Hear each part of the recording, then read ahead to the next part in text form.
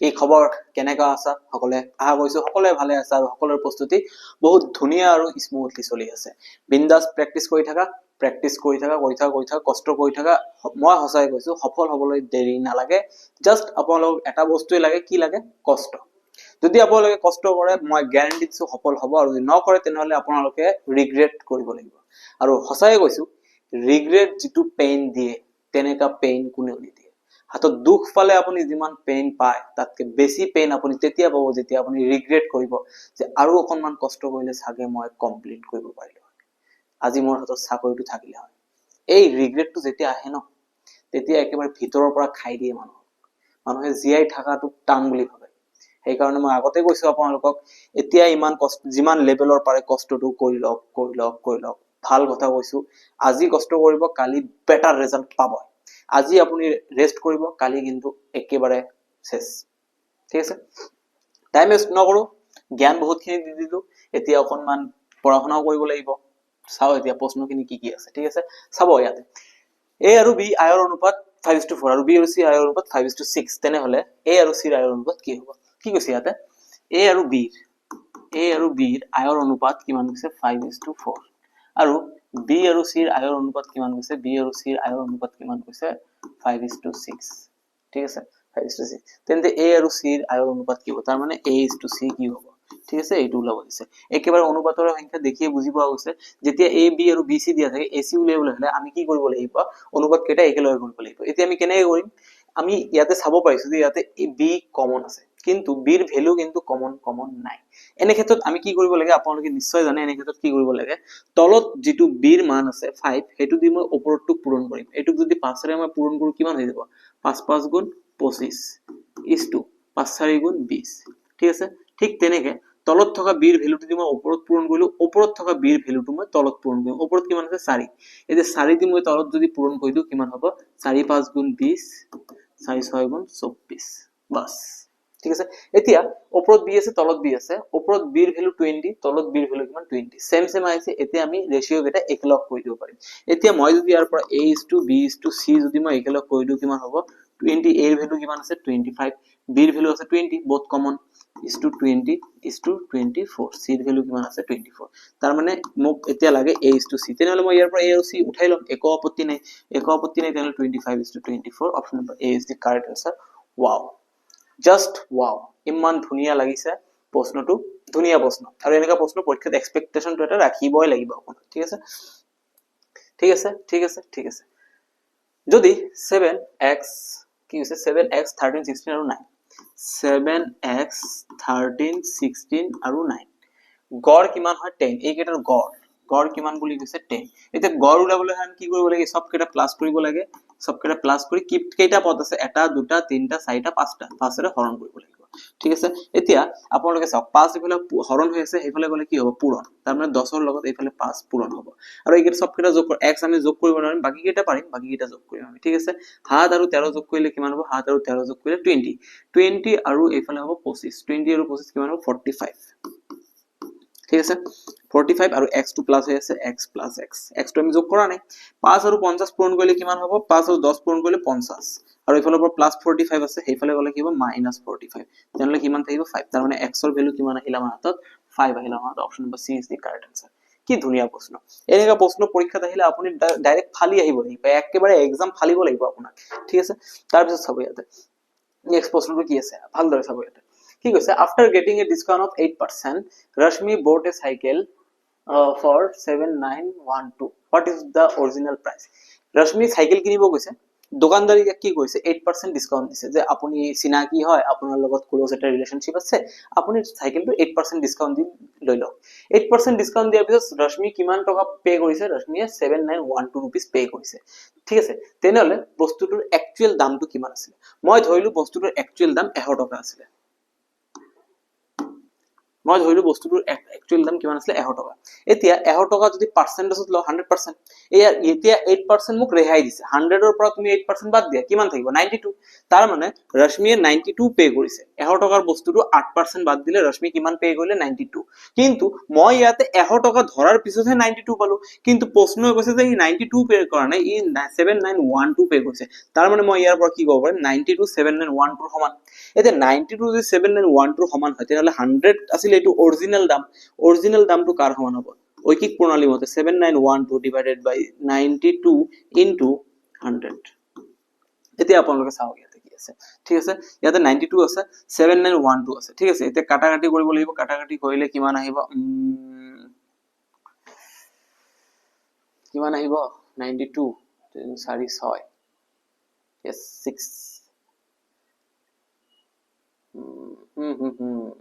Last 6 এটা থাকিব 6 এটা থাকিলে দুটা 86 ইয়াতে 86 এইটো आंसर হ'ব লাগে কিয় ন আপোনালোকে যদি জানে ঠিক আছে 2 ৰ লগত এনেকা কি পূৰণ কৰিলে লাষ্টত 2 আহে আমি জানো 2 ৰ লগত 6 পূৰণ কৰিলে লাষ্টত 2 আহে 12 ইয়াতে লাষ্টত 2 আছে মই গম পালো এইটো এইটো মই কাটিব পাৰিম এতিয়া ইয়াতে লাষ্টত 2 আছে মই নাজানো নহয় কিমান বাৰ কাটিব পাৰিম কিন্তু মই এইটো ভালকে জানো যে এইটো দি যেতিয়া মই এইটো কাটিম লাষ্টত 6 আহিব লাগিব কাৰণ ইয়াতে লাষ্টত 2 আছে আৰু 2 এৰে আমি যেতিয়া 6 কাটিম তেতিয়া লাষ্টত আমাৰ 2 আহিব লাগিব আমি জানো 2 ৰ লগত 6 পূৰণ কৰিলে 12 লাষ্টত কিমান থাকে 2 আৰু ইয়াৰ লাষ্টত 2 আছে তাৰ মানে মই গম পালো লাষ্টত 6 আছে যেটো সংখ্যা দি এইটো মই কাটিম ইয়াৰ লাষ্টত কিমান থাকিব 6 এতিয়া অপচনত চাওক ইয়াতে লাষ্টত কি আছে 8 ইয়াতে আছে 6 ইয়াতে আছে 2 ইয়াতে আছে 8 তাৰ মানে এইটো आंसर হ'ব আৰু 00 কিয় আহিছে 100 ৰ 00 ইয়াতে থাকিব 8600 বস্তুটোৰ দাম কিমান হ'ব 8600 আহা কৈছে আপোনালোকে ক্লিয়াৰলি বুজি পাইছে বস্তুটো ঠিক আছে অকনমান স্মাৰ্ট ওয়াৰ্ক কৰিব লাগিব পৰীক্ষাত স্মাৰ্ট ওয়াৰ্ক নকৰিলে আপোনালোকে টাইম ওয়েস্ট হৈ যাব ঠিক আছে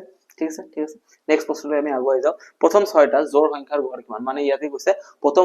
প্ৰথম 6টা মানে যুগ্ম সংখ্যাৰ গড় কিমান প্ৰথম 6টা যুগ্ম সংখ্যা কবলৈ গলে আমাৰ হাতত কি আছে 2 আছে 4 আছে 6 আছে 8 আছে 10 আছে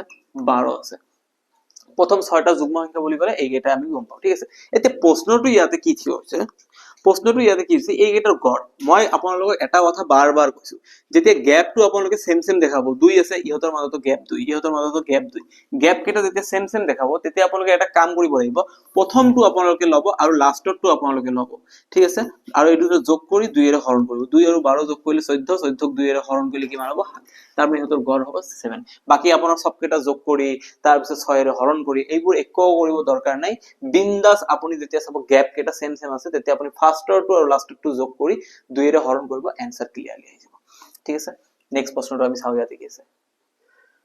48 84 ৰ কিমান শতাংশ কৈছে 48 84 কাল লগত তুলনা কৰিছে ইজি প্ৰশ্ন একেবাৰে ইয়াৰ নিচিনা ইজি প্ৰশ্ন নাই পৃথিৱীত 84 ৰ লগত তুলনা কৰিছে তাৰ মানে 84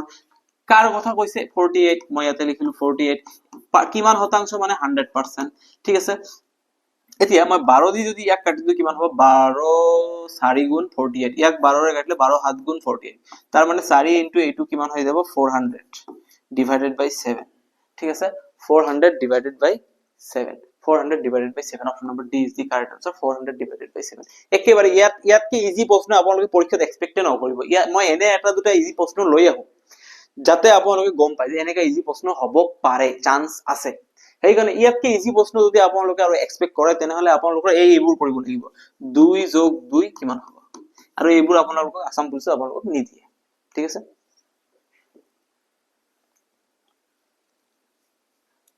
কি কৈছে ইয়াতে ধুনিয়া এটা প্ৰশ্ন আছে চাব কি কৈছে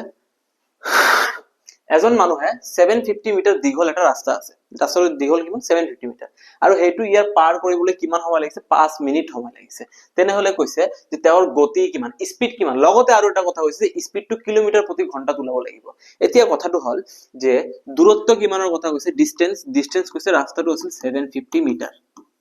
ঠিক আছে আমি মিটাৰ পাৰ সেকেন্ডত উলিয়াই লও টাইম কিমান সময় লাগিছে ইয়াক ৰাস্তাটো পাৰ কৰিবলৈ 5 মিনিট কিন্তু আমি জানো আমি ম্যাথমেটিক্সত মিনিটৰ ব্যৱহাৰ একেবাৰে নকৰো হয় সেকেন্ডৰ ব্যৱহাৰ কৰো নহলে ঘণ্টাৰ ব্যৱহাৰ কৰো ইয়াতে মিনিট আছে আমি জানো 1 মিনিটত 60 সেকেন্ড 5 মিনিটত কিমান হ'ব 5 * 60 তাৰ মানে কিমান হ'ব 300 সেকেন্ড 300 সেকেন্ড ঠিক আছে এতিয়া মই যদি কই স্পিড কিমান আছিল স্পিড হ'ব ডিসটেন্স বাই টাইম ডিসটেন্স কিমান আছিল 750 স্পিড টাইম কিমান আছিল 300 সেকেন্ড শূন্য শূন্য মই কাটি দিলো ইয়াক 15ৰে কাটিলে 2, ইয়াক 15ৰে কাটিলে 5, ঠিক আছে। তাৰ মানে আলটিমেটলি কিমান হৈ যাব ইয়াতে 5/2 মিটাৰ পাৰ ছেকেণ্ড। ইজি কথা, ইজি কথা। এতিয়া মোক প্ৰশ্নত কৈছে যে ভাই এইটো তুমি কিলোমিটাৰ প্ৰতি ঘন্টাত আনিব লাগিব, কিন্তু ইয়াতে আহিছে কি মিটাৰ পাৰ ছেকেণ্ড। মই তোমালোকক বাৰ বাৰ এটা কথা কৈছো, যেতিয়া মিটাৰ পাৰ ছেকেণ্ডক কিলোমিটাৰ পাৰ ছেকেণ্ডত কিলোমিটাৰ প্ৰতি ঘন্টাত ল'ব লাগে, তেতিয়া কিহেৰে পূৰণ কৰিব লাগে? দুটা অপচন থাকে আমাৰ হাতত, এটা থাকে 5/18 আৰু এটা থাকে 18/5, ঠিক আছে। যেতিয়া মিটাৰ টু কিলোমিটাৰ যাব লাগে তেতিয়া আপোনালোকক এইটো ব্যৱহাৰ কৰিব লাগে 18/5। ইয়াক 18/5 এৰে পূৰণ কৰি দিব লাগিব 18/5। 5 আৰু 5 কেনসেল, 2 এৰে 18 কাটিলে 9, তাৰ মানে কিমান 9 কিলোমিটাৰ প্ৰতি ঘন্টা, ঠিক আছে। ইয়াতে আসলে মিটাৰ পাৰ সেকেন্ড, এইটোক আমি ট্ৰান্সফাৰ ক'ত কৰিলো কিলোমিটাৰ পাৰ ঘন্টাত ট্ৰান্সফাৰ কৰিলো, তাৰ মানে 9 কিলোমিটাৰ প্ৰতি ঘন্টা। Option number D is the correct answer.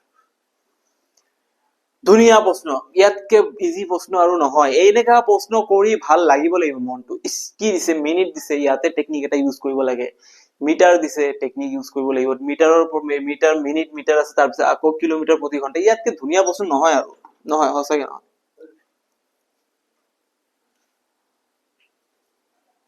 কি কৈছে এটা ঘনকৰ আয়তন উলিওৱা যাৰ প্ৰতিটো পাৰ মানে প্ৰতিটো বাহুৰ দৈৰ্ঘ্য কিমান বুলি কৈছে 7 সেন্টিমিটাৰ, ঠিক আছে। আমি জানো ঘন এটা দেখিবলৈ কেনেকা হয় লুডুৰ ডাইচ। লুডু খেলি আপোনালোকে গম পাইছে, লুডু খেলিছে আপোনালোকে নিশ্চয়। লুডুৰ ডাইচ এটা এনেকা হয় আৰু ইয়াৰ প্ৰতিটো সাইড কি হৈছে 7 সেন্টিমিটাৰ 7 সেন্টিমিটাৰ। ইয়াৰ আয়তনৰ সূত্ৰ কি? যদি আপোনালোকে আয়তনৰ সূত্ৰ জানে তেনেহলে এনেকা প্ৰশ্ন আপোনালোকৰ কাৰণে একেবাৰে পানী হৈ যাব। ইয়াৰ আয়তনৰ সূত্র হ'ল L কিউব মানে বাহু কিউব। বাহু কিমান কৈছে 7, 7 কিউব মানে কিমান 343। Option number B is the correct answer 343। Just ফৰ্মুলাটো জানিব লাগিব যে আয়তৰ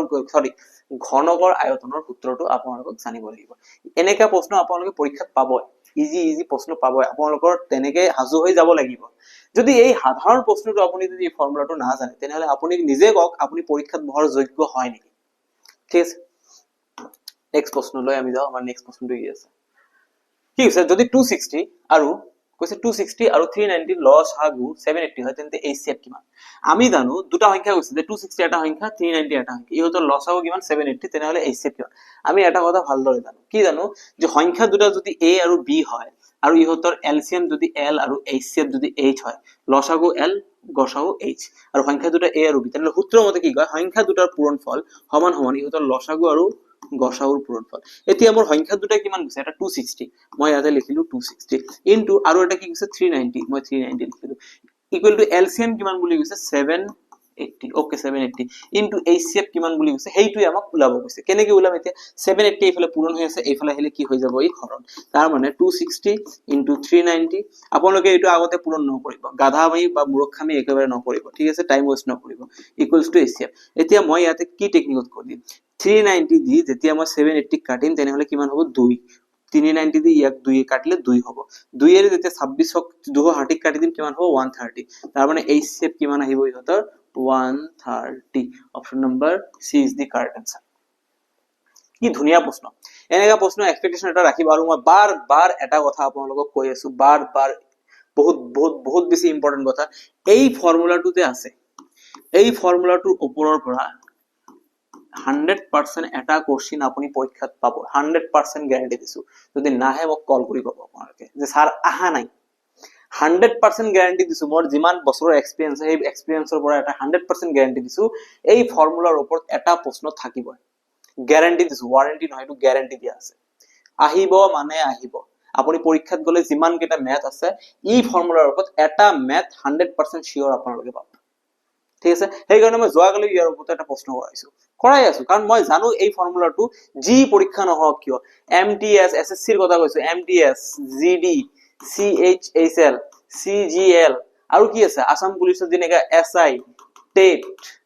যি পৰীক্ষা আছে এই ফৰ্মুলাৰ ওপৰত এটা প্ৰশ্ন থাকে 100%। তোমালোকক কি কৰি দিব, তোমালোকক দিব কি কৈছে তাৰপিছত চাওক ইয়াতে এটা সামগ্ৰীৰ চিহ্নিত মূল্য 840 যি এটা পাইকাৰী দোকানে 798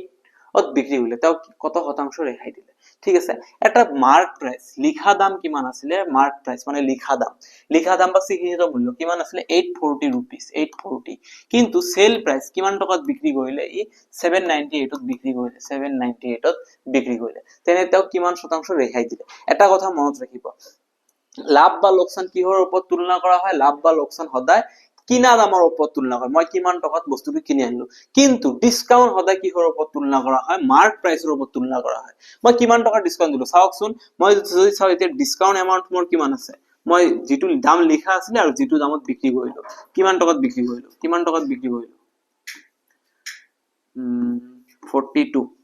42 টকা মই কম লৈছো ইয়াৰ পৰা ঠিক আছে মানে 42 रुपीस মই ডিসকাউন্ট দিছো ওকে কিমান টকাৰ ওপৰত ডিসকাউন্ট দিছো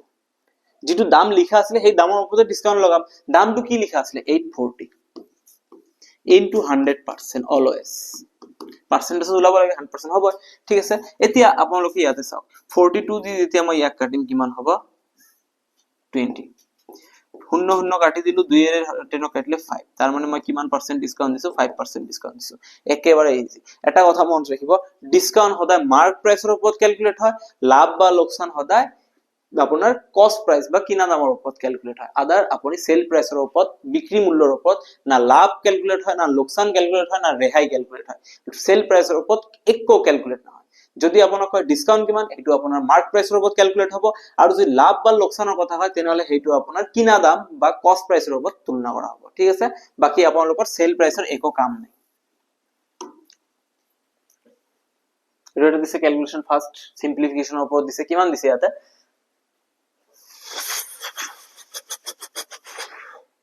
এটো অকমান ভুলে লাগিল মোক চাই কিবা তো এটা ভুল আছে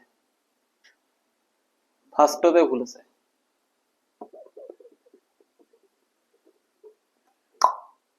এটো হ'ব 44 divided by 11 into 4 plus 5 into 8 minus 4 minus 7 into 36 6 plus 14 plus 7 into 4 question অকমান ভুল আছে ইয়াতে sure and 100% ভুল আছে ইয়াতে ঠিক আছে 14 এটো কি হ'ব ডিভাইডেড হ'ব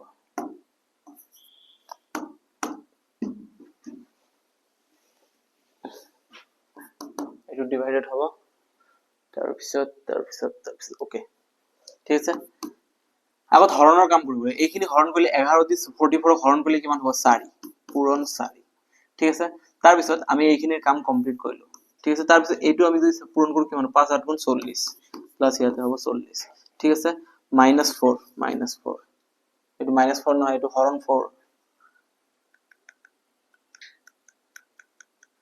এটো হৰণ 4 আছে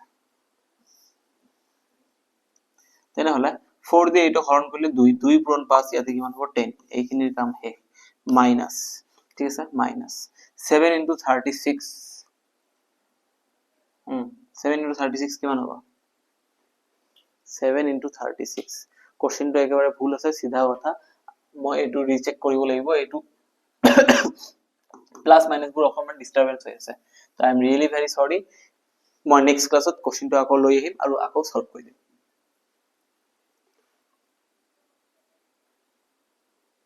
সেম প্রশ্ন ডিসকাউন্টের উপরত কি কইছে যদি কোনো একটা বস্তুর অঙ্কিত মূল্য 2500 টাকা ঠিক আছে অঙ্কিত মূল্য মানে মার্ক প্রাইস লিখা দাম কিমান টাকা 2500 টাকা ঠিক আছে বিক্রি মূল্য কিমান সেল প্রাইস কিমান কইছে 2000 টাকা 2500 টাকা তুমি এটা প্যান্ট কিনিব কইছা প্যান্টের উপর লিখা আছিল 2500 টাকা তুমি তার পিছত তোমার ফ্রেন্ড হয় এই কারণে তুমি 500 টাকা কম লইছা 2000 টাকা বিক্রি কইলে তেনহলে তুমি তোমার ফ্রেন্ডক কিমান ডিসকাউন্ট দিছা ডাইরেক্ট মই কইছো ডিসকাউন্ট কার উপর ক্যালকুলেট হয় ডিসকাউন্ট অলওয়েজ এমপির উপর মার্ক প্রাইসের উপর ক্যালকুলেট হয় তেনহলে মোর মার্ক প্রাইস কিমান আছিল 2500 টাকা মই ডিসকাউন্ট কিমান দিলু 2500 টাকাৰ বস্তুটো 2000 টাকা মানে এটোৰ পৰা মাইনাস কৰিলো কিমান 500 টাকা ডিসকাউন্ট দিলু ডিসকাউন্ট থাকিব ওপৰত ইনটু 100% ঠিক আছে দুটা শূন্য মই কাটি দিলু 25 দি যেতিয়া মই এটুক কাটিম কিমান হ'ব 20 তাৰ মানে মই মোৰ ফ্ৰেন্ডক কিমান পার্সেন্ট ডিসকাউন্ট দিছো 20% ডিসকাউন্ট দিছো ঠিক আছে কিমান পার্সেন্ট ডিসকাউন্ট দিলু 20% ডিসকাউন্ট দিলু ঠিক আছে একেবাৰে ইজি প্ৰশ্ন আহা কৈছো আপোনালোকে বস্তুটো ভালদৰে বুজি পাইছে ঠিক আছে এতিয়া আমি নেক্সট প্ৰশ্নলৈ আগুৱাই যাও ওয়াও আজিৰ কাৰণে আমাৰ এইখিনি আছিল বহুত ধুনিয়া প্ৰশ্ন সমাধান কৰিলো আশা কৰিছো ভিডিওটো চাই আপোনালোকক ভাল লাগিছে নিজৰ ফ্ৰেণ্ডছৰ লগত শেয়াৰ কৰিবলৈ একেবাৰে নেপাহৰিব কিন্তু লগতে চেনেলটো সাবস্ক্ৰাইব কৰি দিয়ক সাবস্ক্ৰাইব মোক লাগে সাবস্ক্ৰাইবাৰ মই আশা কৰিছো আপোনালোকৰ পৰীক্ষা হ'ব 6 এপ্ৰিলত আৰু 6 এপ্ৰিলত যদি পৰীক্ষা হয় 6 এপ্ৰিলৰ আগত মোক 1k সাবস্ক্ৰাইবাৰ লাগে আৰু এইটোৰ কাৰণে আপোনালোকে মোক হেল্প কৰিব বাকি কোনো হেল্প কৰিব নোৱাৰে আপোনালোকে হেল্প কৰিব লাগিব আপোনালোকে মোক 1k সাবস্ক্ৰাইবাৰ আনি দিব লাগিব এটো আপোনালোকৰ ৰেসপন্সিবিলিটি মই আপোনালোকৰ কাৰণে ইমান ধুনিয়া ধুনিয়া কন্টেন্ট দি আছো ইমান কোৱালিটি পোস্ট দি আছো তো আপোনালোকে এইখিনিটো মোৰ লগত কৰি দিব পাৰে নিজৰ গ্ৰুপত শেয়াৰ কৰি দিয়ক লগতে আজিৰ কাৰণে এইখিনিয়ে ধন্যবাদ